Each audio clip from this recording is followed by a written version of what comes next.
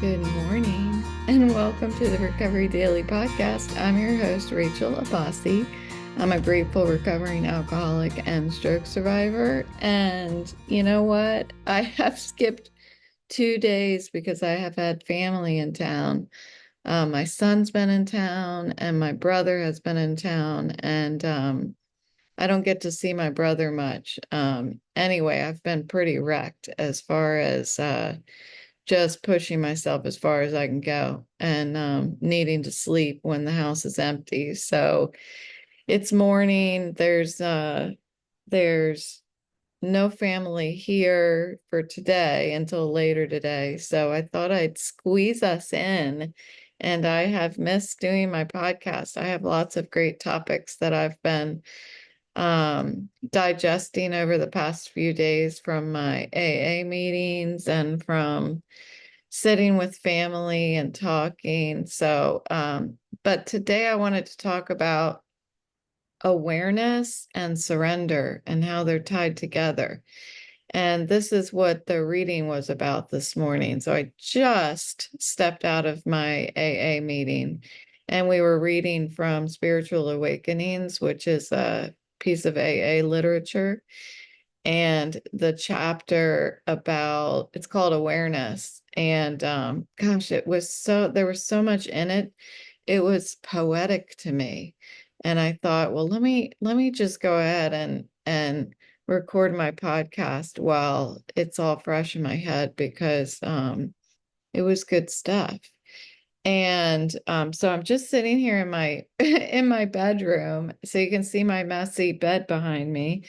And while I'm in my AA my AA meetings, I like to practice crochet stitches. So this one here, let's see what this is called. I think it was the V stitch.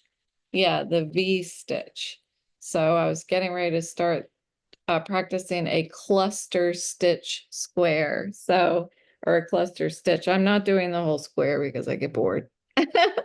But for those of you who are crocheting, I am learning. I'm learning and I really enjoy it, which is it's strange to me, but nothing should be strange to me anymore. I have total different interests than I used to. I even have my puppies here. Let's turn it around, turn the camera around. You can see the puppies. There's my Weimaraner.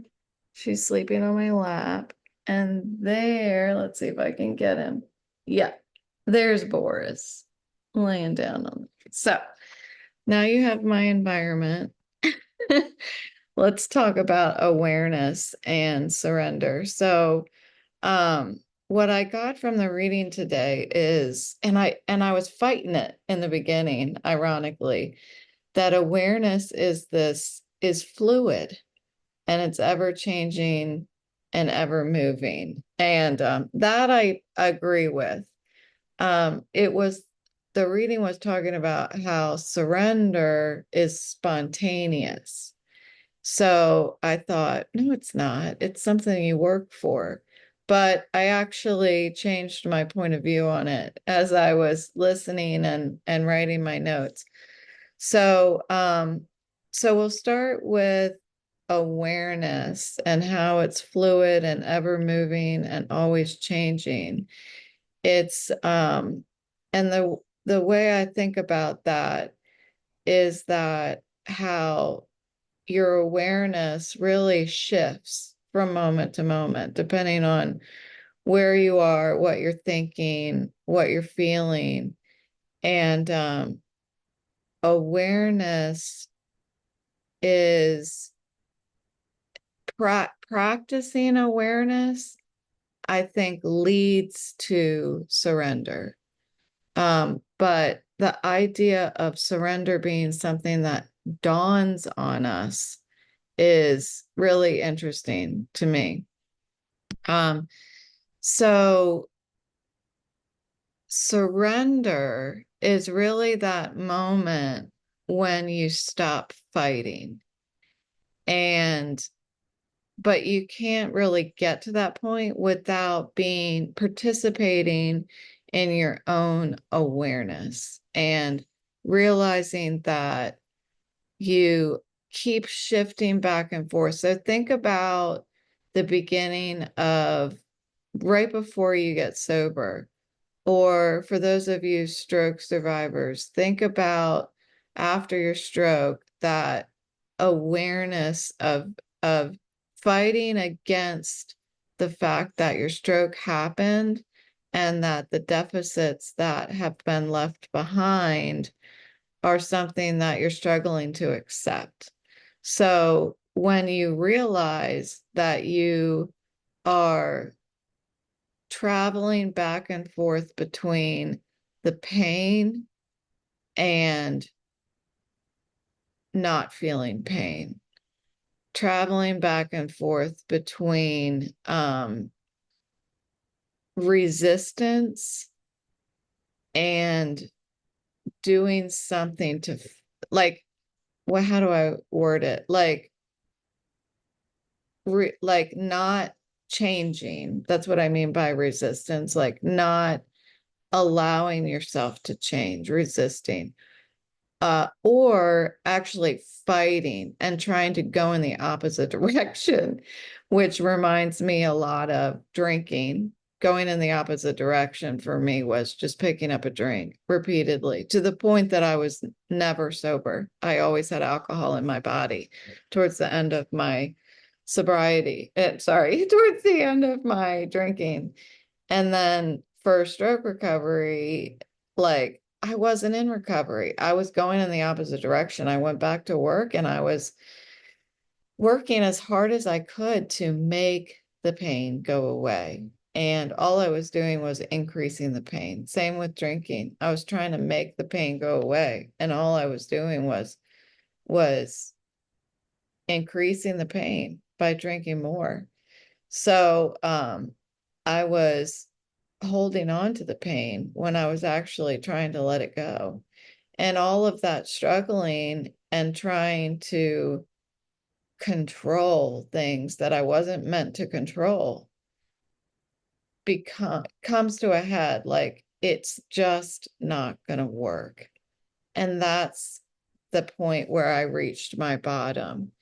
And it was not dramatic. I didn't have this last hurrah in either circumstance. It was really a quiet moment. It was loud in my head, that hamster that I talk about, like it was like screaming fast on that wheel, trying to resolve something that did not have a solution that I could control. I just couldn't control it. And I was trying so hard to do things my way.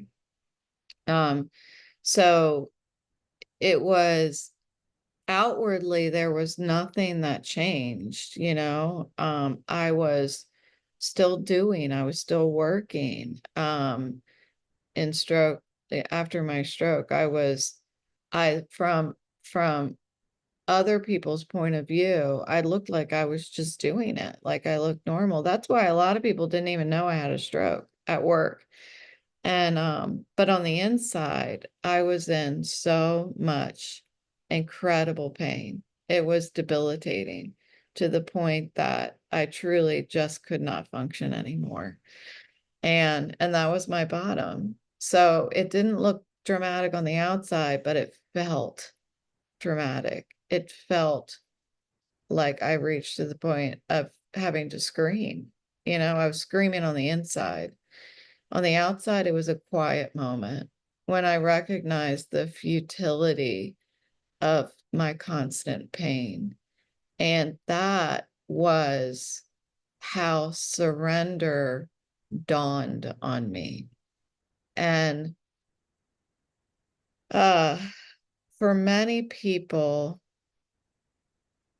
surrender doesn't come until you're willing to accept what's going on in your life. You know, accept that things are going to have to change or nothing's going to change.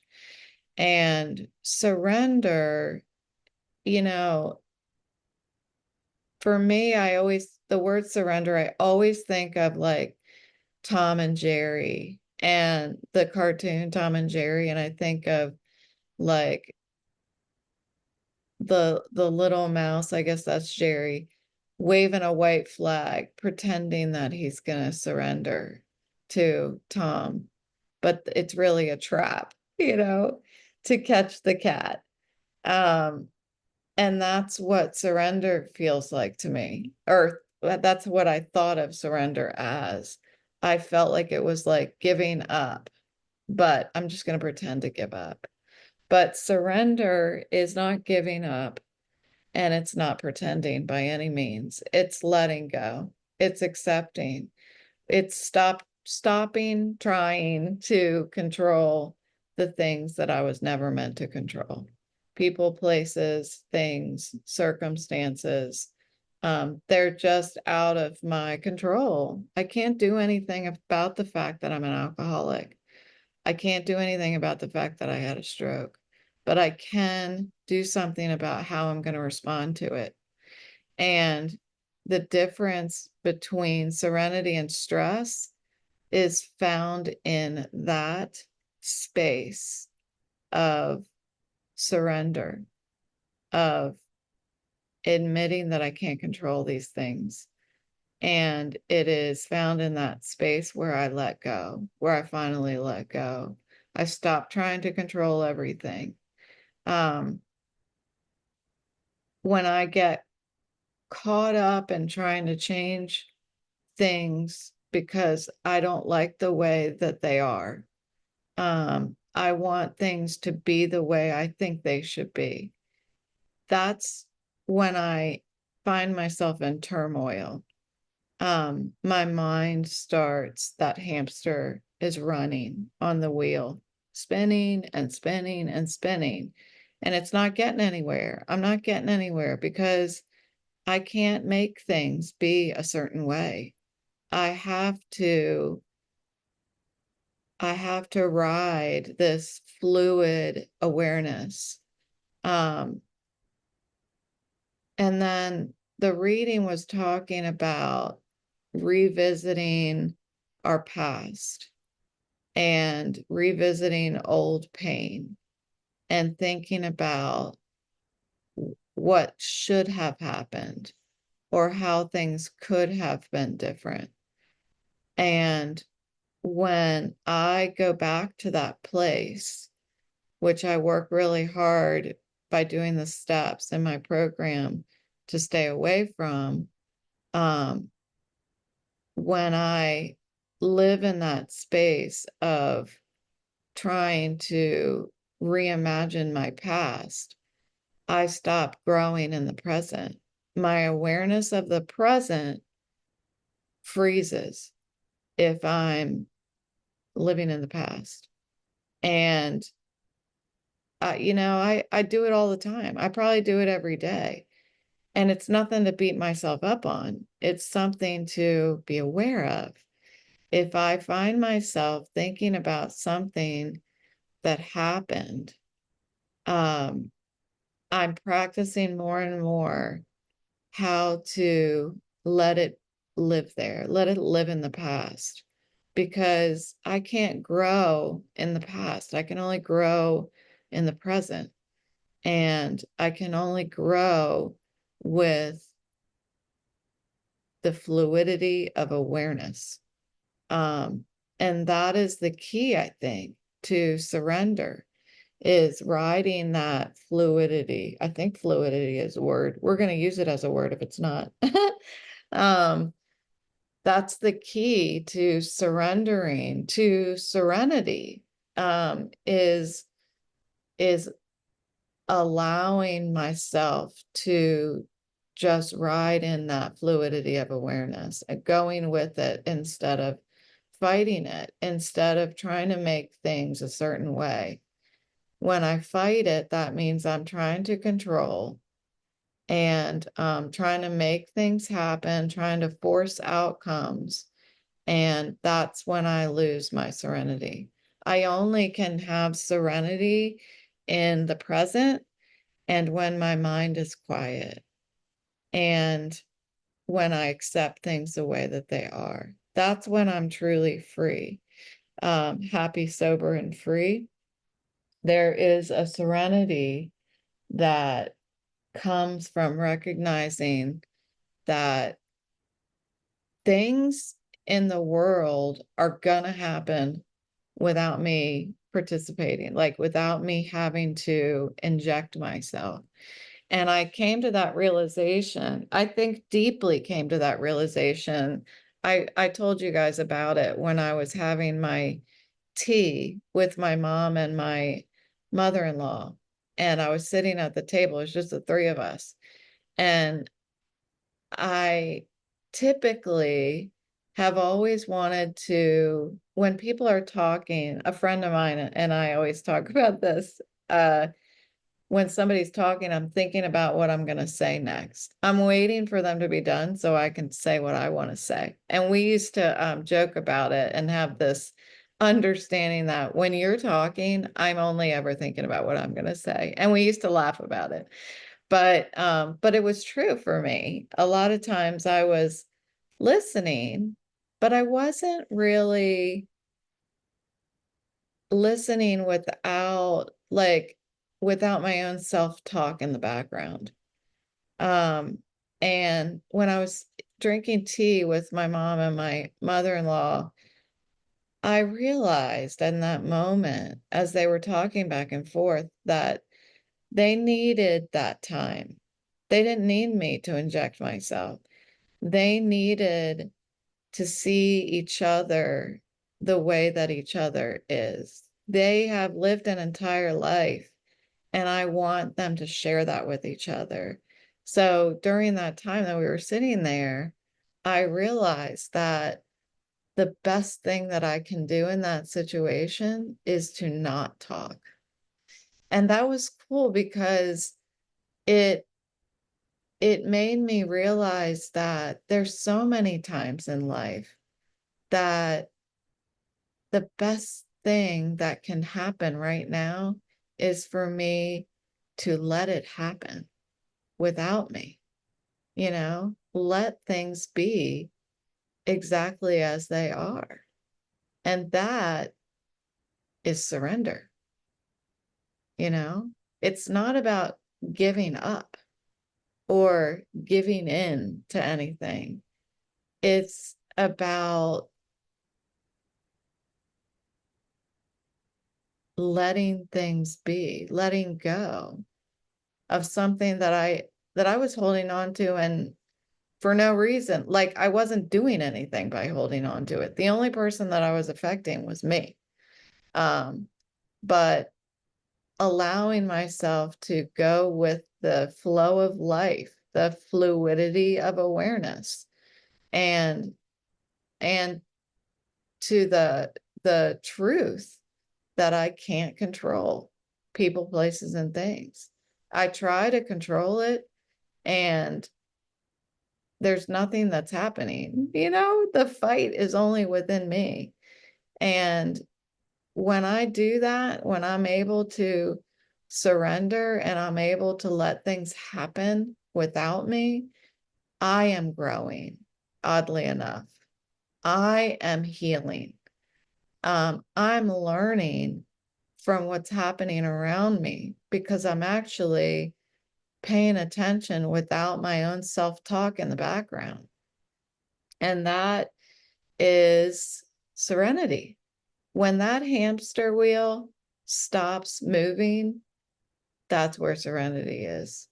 And that's when I can take a deep breath and I can actually hear myself exhale. Yeah. And remind myself that of where I am, where my feet are. And that's where growth is. It's waiting for me right where I am if I meet it there. Like if I'm in the past, I can't be meeting my awareness right where it is in the now. Yeah. And that's what surrender is for me. So thanks so much for joining me today on the Recovery Daily podcast. And that felt good. I wonder if I should do this in the morning. That felt good. So I hope you got a lot out of it like I did. And yeah, thanks for joining me, and I will talk to you tomorrow.